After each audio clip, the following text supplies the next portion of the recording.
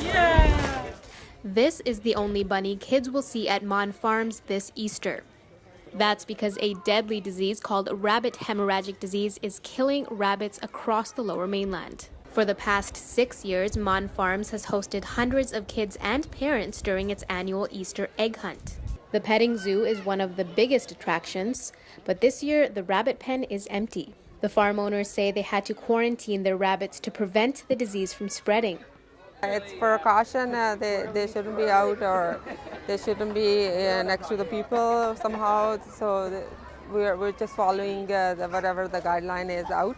Reason why they're in quarantine because RHD, how it gets transmitted from one rabbit to the next, is through handling and through us humans. Because so, for example, if Bob comes to the farm and he has rabbits at his house, he can bring the disease from his house to the farm.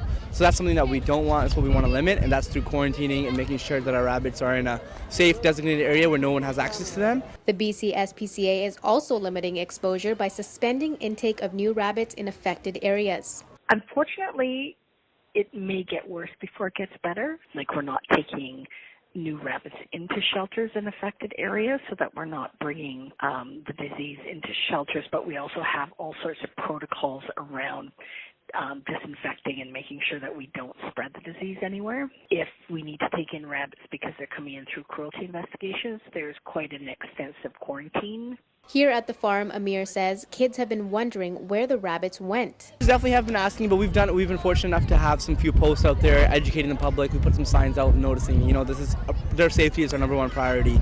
Luckily for the kids, the Easter bunny seems more than ready to slide into the lead rabbit role. Gurneet Samra in Abbotsford for BCIT Magazine.